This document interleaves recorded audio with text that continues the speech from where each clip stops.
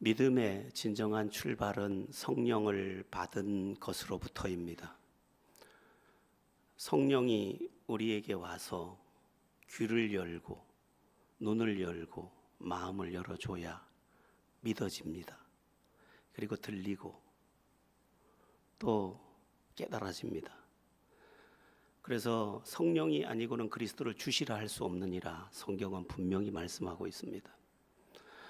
겉보기에는 다 여기 앉아 있으면 다 똑같지만 성령 안에서 믿은 사람은 구원을 알고 있고 또한 하나님의 은혜가 내게 있는 것을 알고 있습니다.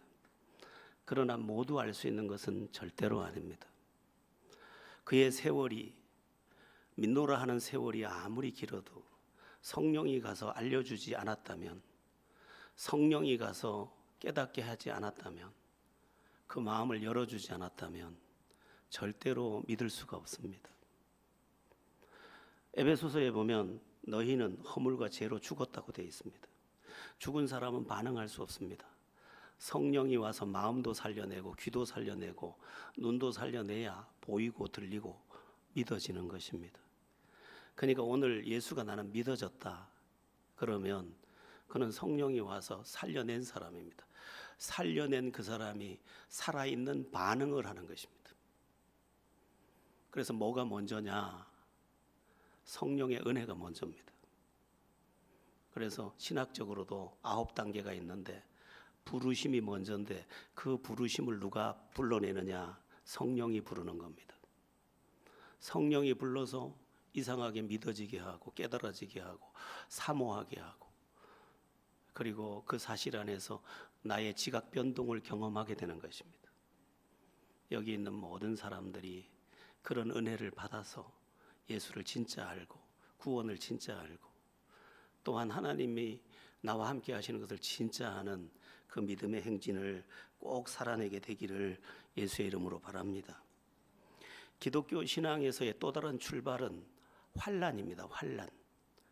내가 겪는 고통입니다. 기독교가 기독교다워지는 과정 중에도 환난이 꼭 있었습니다. 환난을 뺀 기독교는 없었습니다.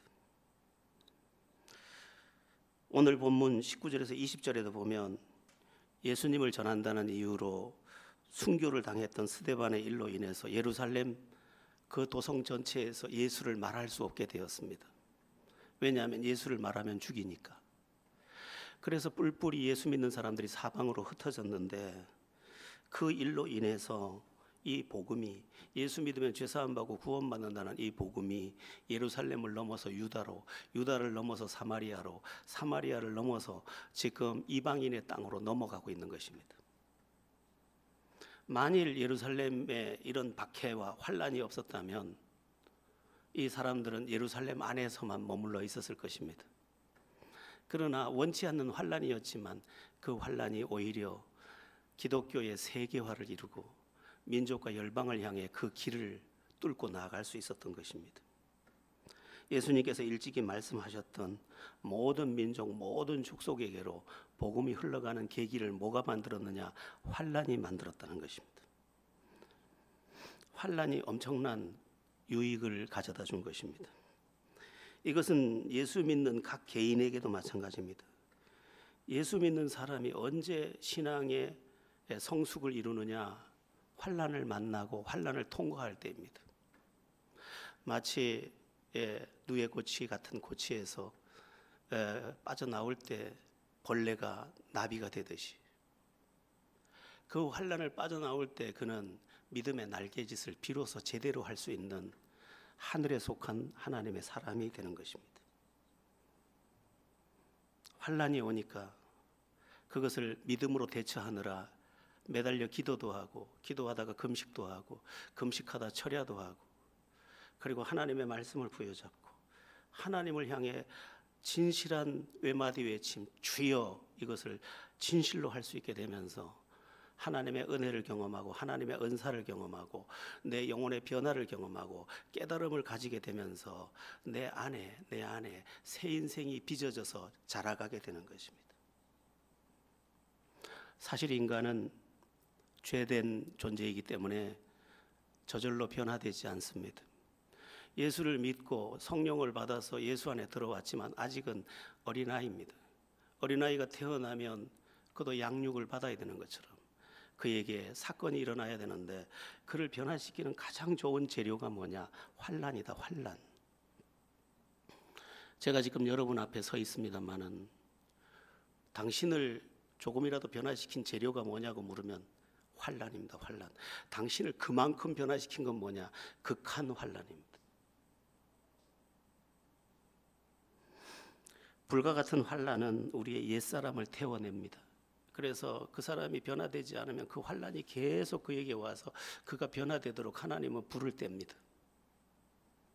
그래서 빨리 깨닫고 빨리 깨어지고 빨리 나의 옛사람을 벗고 새 사람을 입는 것이 그래서 중요한 것입니다.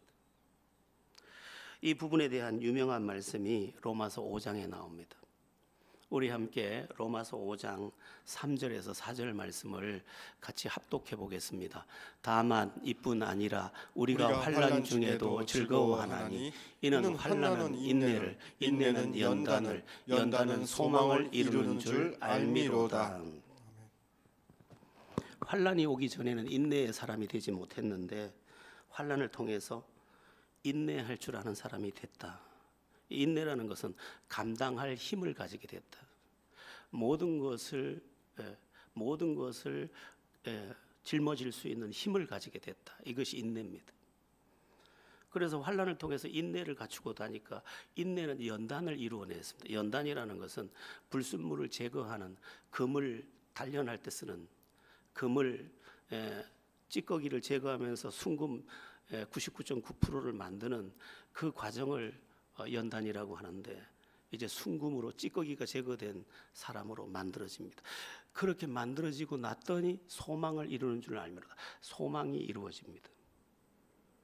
그러니까 환난이 없었으면 인내도 없었고 인내가 없으면 연단도 없었고 연단이 없었으면 소망도 못 이루어지는 것인데 환난이라는 방법을 통해서 주님께서 우리를 만드시고 만들어서 소망을 이루게 하신다는 것입니다.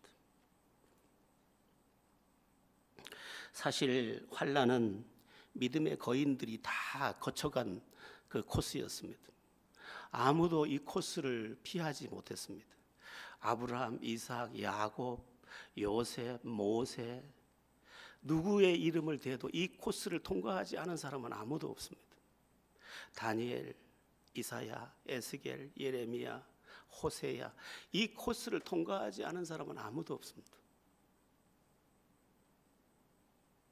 우리가 잘 아는 야곱 같은 경우에는 형을 속인 이유로 형을 도망갔다가 외삼촌의 집으로 피신을 했는데 거기서 머슴살이 20년을 합니다.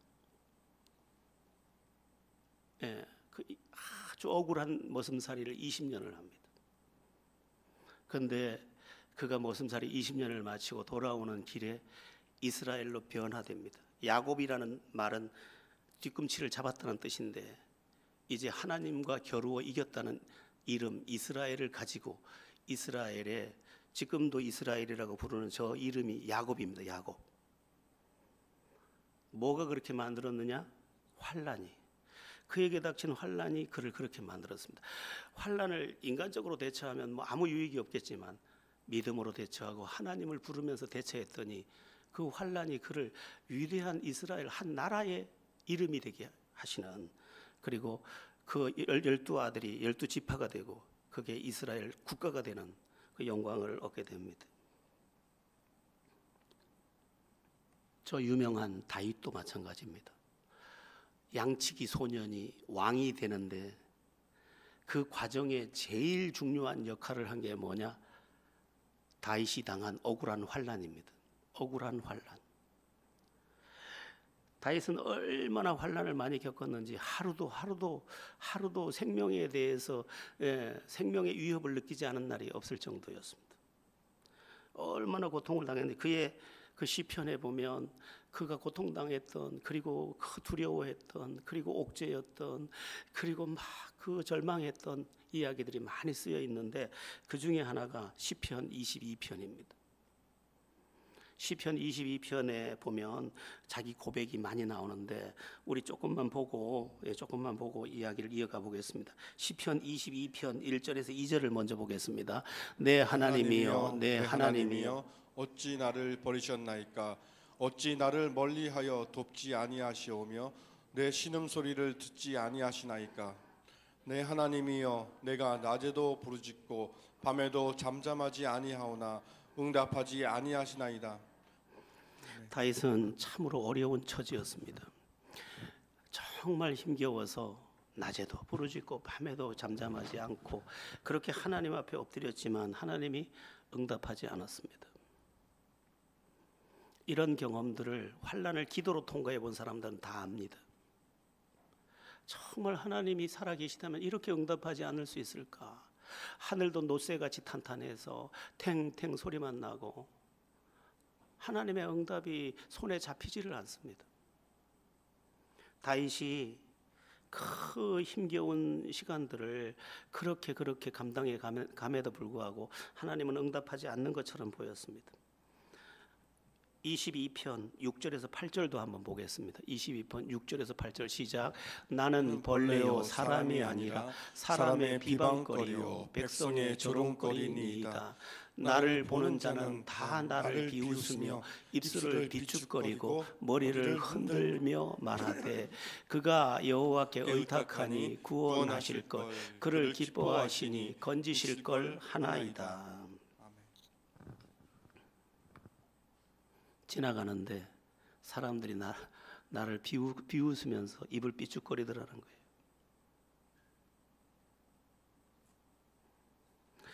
조롱, 비웃음.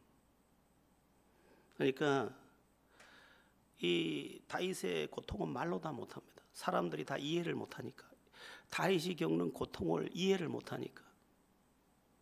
그리고 아이고 하나님을 저래 의지하니까 하나님이 건지실 거야 그러면서 비웃음으로 그 말을 사용하더라는 거예요. 시편 22편이 다 그렇습니다. 다 그 내용 전체가 다 그런 내용인데 그럼에도 불구하고 다윗은 이 환난을 믿음으로 돌파합니다. 계속해서 낮에도 부르짖고 밤에도 부르짖기를 계속합니다. 때로는 이렇게 말합니다. 주여 내 눈물을 주의 병에 담으소서. 내 눈물이 침상을 띄우나이다. 얼마나 울면서 기도했는지 그 물이 강물처럼 변해서 자기 침대를 들어 올릴 정도라는 거예요. 얼마나 울었는지.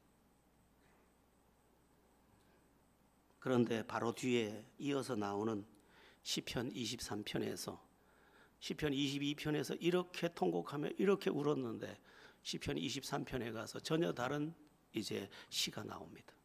우리가 잘 아는 목자의 시입니다. 우리 한번 시편 23편 1절을 한번 보겠습니다. 여호와는 나의 목자시니 내게 부족함이 없으리로다. 여기 뒤에 절도 다 있습니다. 그가 나를 푸른 초장 쉴만한 물가로 인도하시는도다. 내 잔이 넘치나이다. 다 해결됐대. 결국은 어떻게 됩니까? 그렇게 쫓기고 그렇게 죽을 것 같은 환난에서 이상하게 자기의 기회가 오더니 사람들이 자기에게 와서 왕으로 추대하고 그래서 남유다의 왕이 되었다가 북이스라엘까지 다 통일해서 무려 30년이 넘는 세월 동안 왕의 자리에 앉게 됩니다.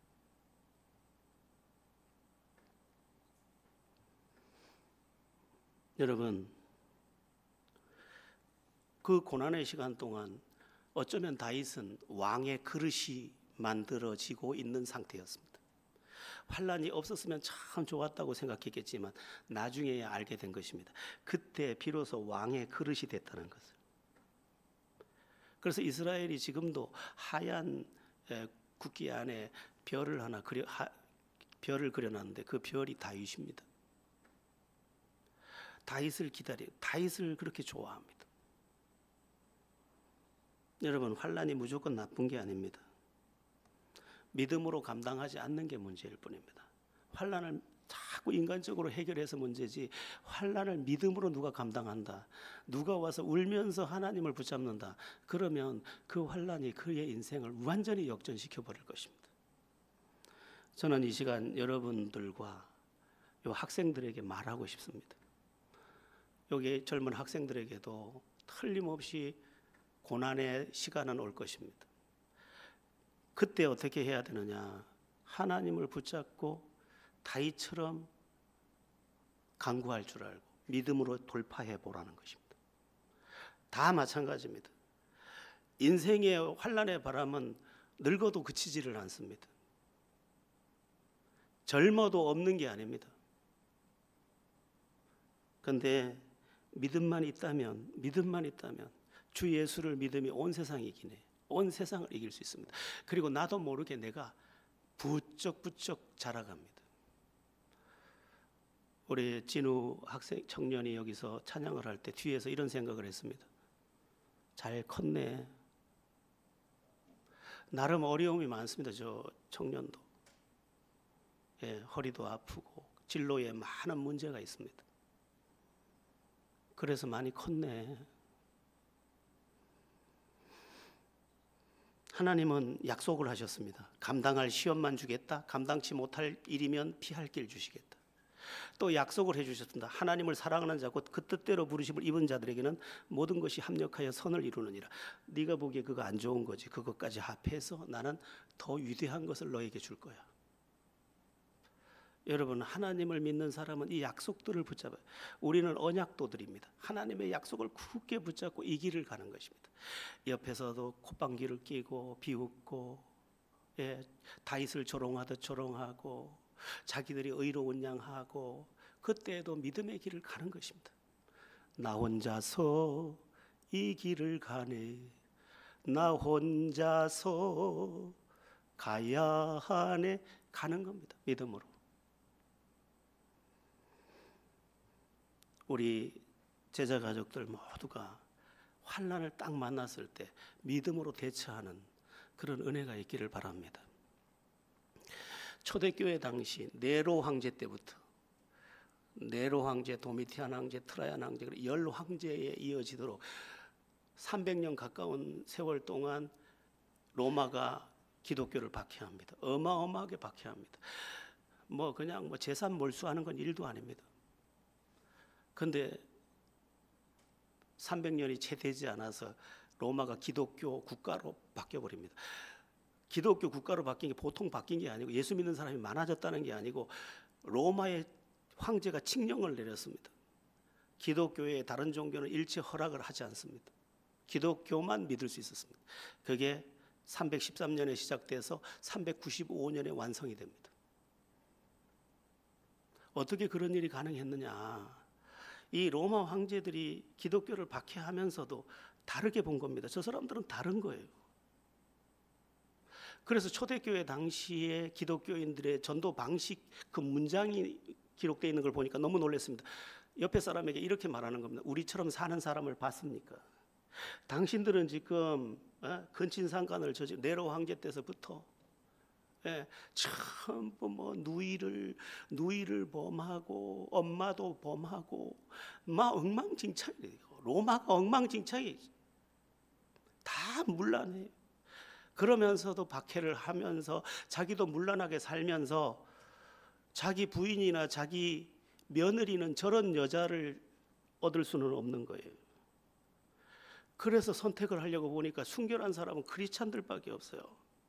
그래서 좀 깨름직하지만 순결한 건 그거밖에 없으니까 그 중에 괜찮은 여자를 며느리로 삼고 또 며느리로 삼고, 귀족들도 그런 일이 벌어졌는데 이 며느리로 들어간 사람들이 믿음을 지키면서 아이를 낳고 아이를 낳아서 또 믿음으로 길렀습니다.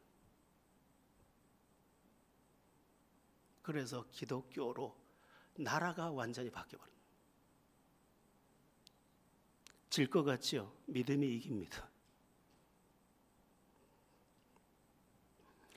그러니까 그 사람들이 왕비가 되고 그 사람들이 귀부인이 되고 그 사람들이 영향력을 가지게 될 때 그의 자녀들이 또한 이 엄마로부터 받은 교육을 통해서, 믿음의 교육을 통해서 로마 전체를 하나님께 바쳐버렸대요. 지금 세상은 너무 악합니다. 더럽고 문란하고 정말 정결한 곳을 보기가 어렵습니다. 그런데 우리가 믿음을 지키고 또한 진실을 가지고 살고 이렇게 할 때 우리의 삶이 어렵지만 그러나 우리가 이깁니다. 환난이 올 때나 또한 거짓말을 하지 않으면 승리할 수 없을 때라도 믿음의 길을 갈 줄 알아서 끝내 이기는 우리 제자 가족들 그리고 우리의 다음 세대들 다 되기를 예수의 이름으로 축원합니다. 자, 이제 20절에서 21절을 가보겠습니다. 20절에서 21절 오늘 본문입니다. 20절에서 21절 시작. 그 중에 그브로와 구레네 몇 사람이 안디옥에 이르러 헬라인에게도 말하여 주 예수를 전파하니 주의 손이 그들과 함께 하시매 수많은 사람들이 믿고 주께 돌아오더라. 예, 21절까지 이방인들에게 전해진 복음이 수많은 사람들을 주께 믿고 주께 돌아오게 했다 이렇게 말씀하고 있습니다. 야, 어떻게 이런 일이 가능할까? 오랫동안 교회를 다니고 오랫동안 말씀을 들었음에도 불구하고 예수를 믿지 못하는 사람들도 많은데 이 사람들은 어떻게 예수님이 구세주라는 말을 전하자마자 믿고 주께로 돌아와서 주님의 사람들이 다 될 수 있었을까? 그 대답이 21절 초반부에 이렇게 나와 있습니다. 주의 손이 그들과 함께 하심에. 이게 답입니다. 제가 앞에서 성령 받은 후부터 그가 믿음의 사람이라고 말씀을 드렸는데 바로 이 부분을 말하는 것입니다. 주의 손이 어떤 손이에요? 주님이 무슨 손이 있겠습니까? 영이신데 천지를 창조한 그분이 어떤 사람을 만질 때라야 믿음이 들어가는 것입니다. 그 마음을 만져주고 그 귀를 만져주고 그 생각을 만져주고 그 눈을 만져주고 빛이 있으라 하심에 빛이 있었던 그 창조의 그 손이 그에게 도착해야 그에게 새 창조가 일어나는 것입니다. 그러니까 지금 여기 이 복음이 이방 땅에서 전해질 때 그들에게 어떤 일이 있었느냐? 주의 손, 성령의 운행하심이 그들 가운데 있으면서 이들이 들었는데 그냥 막 믿어지는 겁니다. 믿어지는 거예요. 어떤 대학생 선교회에서 그 캠퍼스를 대상으로 복음 전도를 갔다가 어떤 자매를 만나서 예수를 전했습니다. 그랬더니 이 자매가 너무 좋아하는 겁니다. 아, 그래요? 너무너무 감사해요. 저도 예수 믿을래요. 그러다가 이 자매가 이렇게 이야기를 하는 겁니다. 잠깐만요. 제 진짜 친한 친구가 있는데 그 친구한테도 그 얘기 똑같이 전해주세요. 제가 금방 데리고 올게요. 그러더니 막 뛰어가더니 자기 친구를 데리고 왔어요. 보니까 얼굴도 착하게 생겼고 똑똑하게도 생겼고 그런 친구 애가 왔습니다.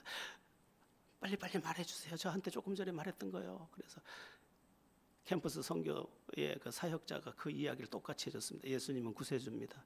예수님은 당신의 죄를 대신해서 십자가에 못 박혀 죽으셨습니다. 당신이 예수님을 믿을 때 당신의 죄는 예수께 옮겨지게 되고 예수가 대신 저주를 받았으므로 당신에겐 더 이상 죄책이 남아있지 않습니다.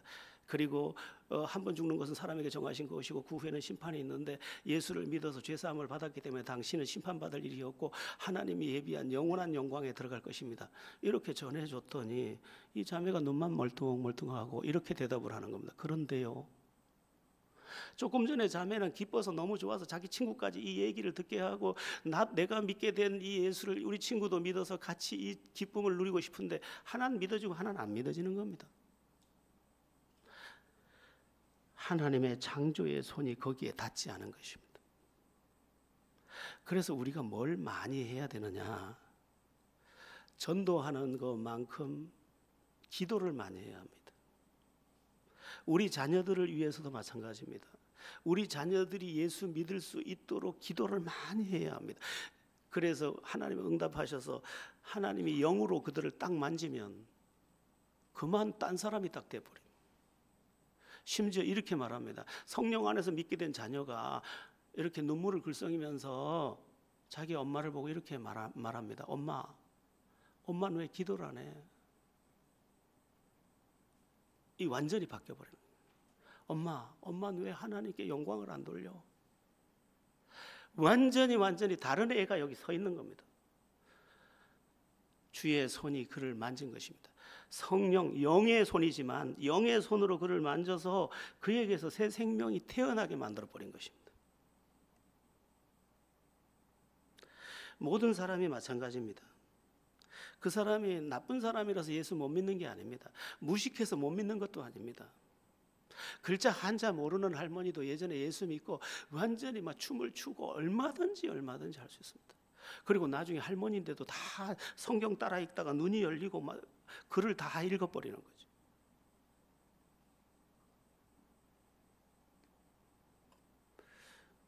하나님께서 우리에게 믿음을 선물로 주시고 그 믿음은 구원이 되기 때문에 그 믿음을 우리에게 선물로 주셔서 구원에 이르게 해야 비로소 그걸 우리가 가지는 것입니다. 그리고 환난 중에서도 믿음으로 반응하게 되기 때문에 그의 성령으로 거듭난 그 인생이 새 인생을 살기 시작하고 또한 믿음으로 모든 것을 대처하다 보니까 성숙을 이루게 되고 그 성숙은 그의 삶의 모든 울타리를 평안하게 하고 아름답게 하는 것입니다. 우리가 살펴봐야 될 중요한 말씀이 이 부분에 대한 중요한 말씀이 있는데 이게 아주 전통적인 중요한 말씀입니다. 에베소서 2장 8절에서 9절입니다. 에베소서 2장 8절에서 9절. 대학생 선교회나 뭐 이런 데 가면 이건 뭐 날마다 암송해야 되는 말씀인데 2장 8절 9절 합독하겠습니다. 너희는 그 은혜에 의하여 믿음으로 말미암아 구원을 받았으니 이것은 너희에게서 난 것이 아니요 하나님의 선물이라. 행위에서 난 것이 아니니 이는 누구든지 자랑하지 못하게 하려 함이라. 여러분, 믿음은 선물입니다. 선물.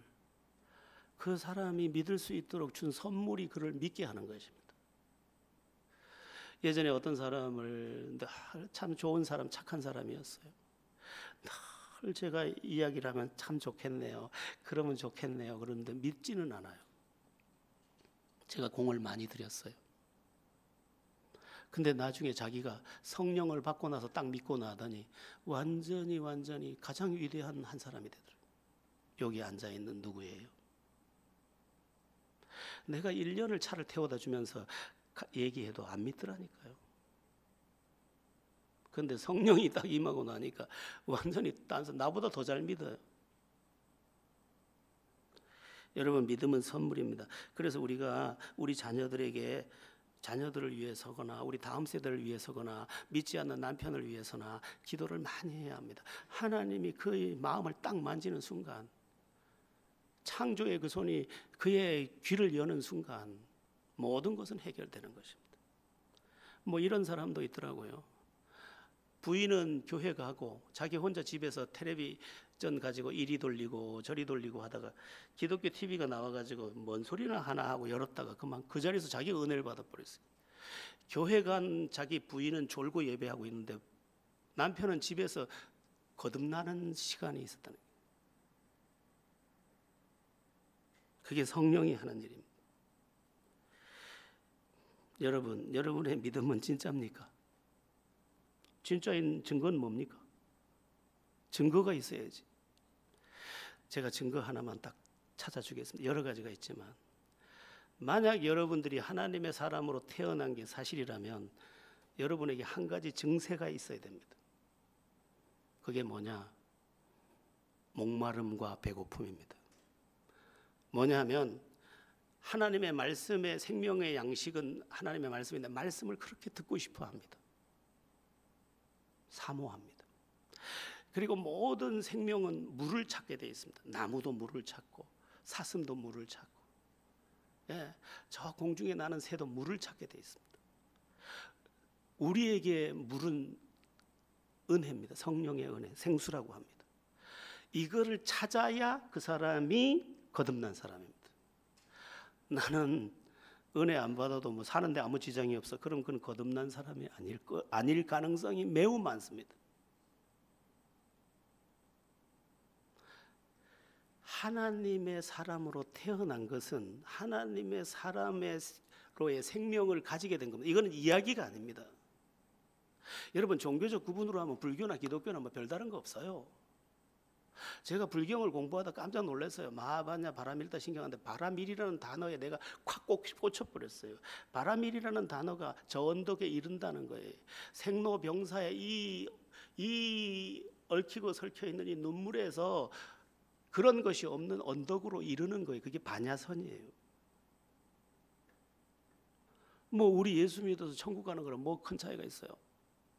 그러나 그들이 흉내낼 수 없는 게 뭐냐? 생명의 문제, 생명의 문제, 교리의 문제가 아니에요. 진짜 믿음이어야 돼요. 여러분 자꾸 종교놀이 하면 안 돼요.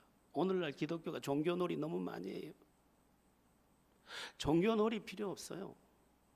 그건 하면 안 돼요.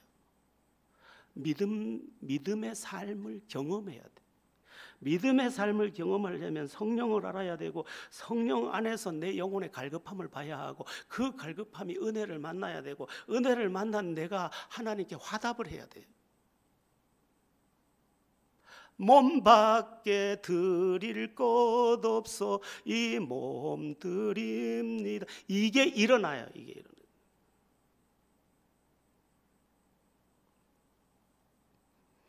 진짜 믿음은 한편 내가 압니다. 내가 알아요. 여러분에게 물어보세요. 내가 지금 내가 구원받은 믿음인지 내가 알고 있는지 이게 내가 확인됐으면 다 끝난 거예요. 왜냐하면 너희 안에 증거가 있다고 주님이 말씀하셨거든요. 만약 내 스스로도 확인이 안 되고 내 영혼의 갈급함도 모르겠다. 그러면 오늘 기도하십시오. 나에게 구원 얻을 믿음이 있습니까? 없다면 그 믿음을 선물로 주십시오.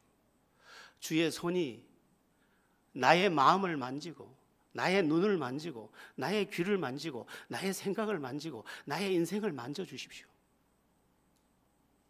그때 하늘 생명으로 태어나는 것입니다.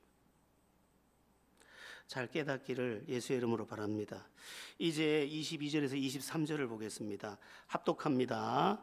예루살렘 교회가 이 사람들의 소문을 듣고 바나바를 안디옥까지 보내니 기가 이르러 하나님의 은혜를 보고 기뻐하여 모든 사람에게 굳건한 마음으로 주와 함께 머물러 있으라 권하니.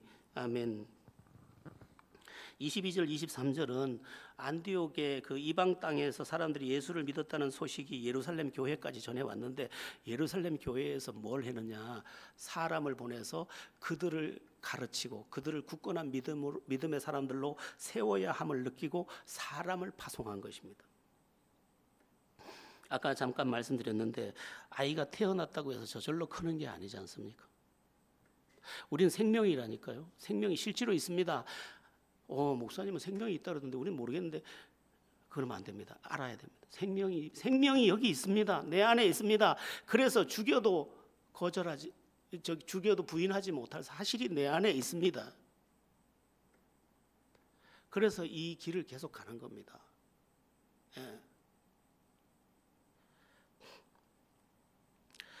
근데 태어난 생명은 반드시 보살핌과 가르침이 필요합니다. 신비한 건요, 그를 누가 키웠느냐에 따라서 전혀 다른 작품이 나옵니다. 우리나라에서 내버린 자식을 외국에서 노르웨이나 어디에서 입양을 해서 가서 키웠는데 너무 멋진 아이들을 만들어냈어요. 멋진 이 세계적인 인재들로 만들어놨어요. 누가 키웠느냐가 중요한 거예요.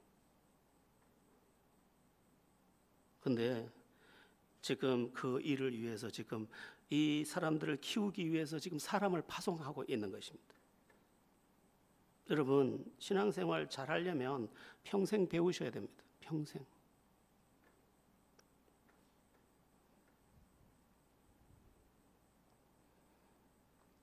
제가 이제 그냥 아쉬운 예지만 제가 새벽기도 끝나면 탁구를 치러 갑니다. 모임에. 근데 우리 같이 모여서 치는 사람 중에 오래된 사람들은 20년, 30년 다 된 사람들입니다. 근데 아직도 레슨을 받습니다. 왜 아직도 레슨을 받냐고 하니까 폼이 깨질까 봐. 그는 다릅니다. 여러분, 과일 나무도 그냥 두면 쓸모없는 나무로 전락을 해버립니다. 잘 손길이 가서 가지치기도 하고, 이거를 다 가지를 옆으로 펴줘야 합니다. 인생은 더욱 그렇고 믿음은 더욱 그렇습니다. 끝까지 배워야 하는데 안 배우고 믿다 보니까 내가 복음에 다 빠져가지고 허우적거리는 겁니다.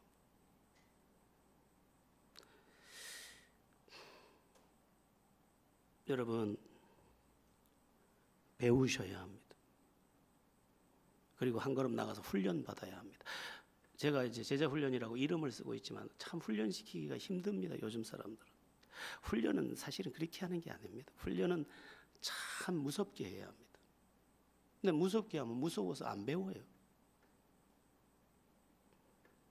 근데 작품이 잘 안 나오는 거죠. 제가 이제 교회 초창기에 제자 훈련할 때는 무섭게 했습니다. 하루는 제자 훈련 시간인데 그때 한 10명이 제자 훈련을 받고 있었는데 막 뛰어오는 거예요. 제가 이제 훈련하려고 딱 큰 테이블 앞에 앉았는데 그래서 열정이 대단하네 그랬더니까 좀 분위기가 이상해서 물어봤어요. 왜 그렇게 열심히 뛰어왔으니까 목사님하고 멀리 앉으려고요.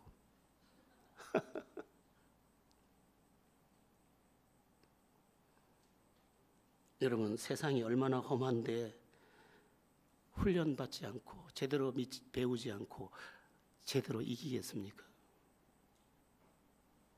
이번 주 가정예배에 세상 풍조에 대한 이야기가 나가는데 될 수 있으면 아이들과 함께 꼭 보십시오.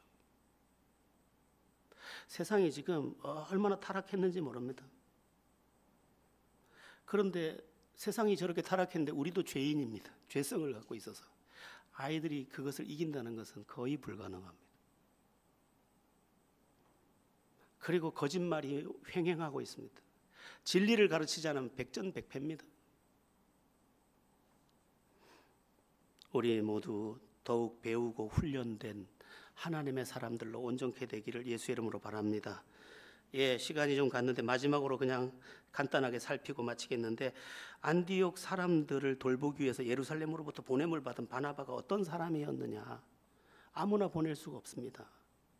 자, 24절이 대답하고 있습니다. 24절을 우리 같이 한 목소리로 합독해 보겠습니다. 바나바는 착한 사람이요 성령과 믿음이 충만한 사람이라 이에 큰 무리가 주께 더하여 지더라. 바나바에 대해서 세 가지 소개. 착한 사람, 성령이 충만한 사람, 믿음이 충만한 사람. 착하기만 해가지고는 안 돼. 성령만 가지고도 안 돼. 거기에 세 가지가 다 어우러져서 그들을 선하게 감당하고 진리로 가르치고 영으로 그들을 가르쳐야 되기 때문에 지금 적합한 바나바를 보낸 것입니다. 바나바는 예루살렘 교회로 생각하면 언제 어느 곳에 보내도 안심할 수 있는 사람입니다. 자, 제가 마지막으로 묻고 싶은 것은 이 한 가지입니다. 여러분에게 무엇을 맡겨도 되겠습니까? 가령 예를 들어서 제 대신 여러분 누구에게 그거 부탁해도 되겠습니까? 제가 염려가 안 될 수 있는 여러분이십니까? 보내놓고 걱정되는 사람이 있고 보내놓고 안심되는 사람이 있습니다.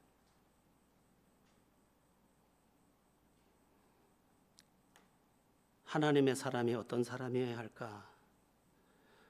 믿을 만한 사람, 하나님이 볼 때도 믿을 만한 사람, 공동체가 볼 때도 믿을 만한 사람. 우리가 그렇게 될 때 어디를 보내든 안심하는 겁니다. 그가 내 대신 가도 얼마든지 안심이 되는 겁니다.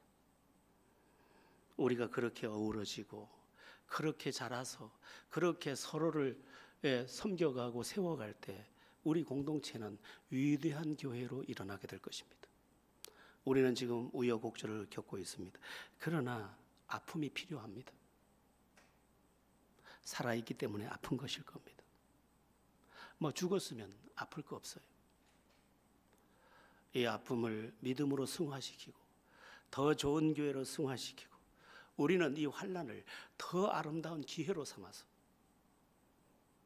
하나님이 기뻐하는 나, 하나님이 기뻐하는 교회, 하나님이 기뻐하는 공동체, 하나님이 기뻐하는 가족 다 되어야 합니다.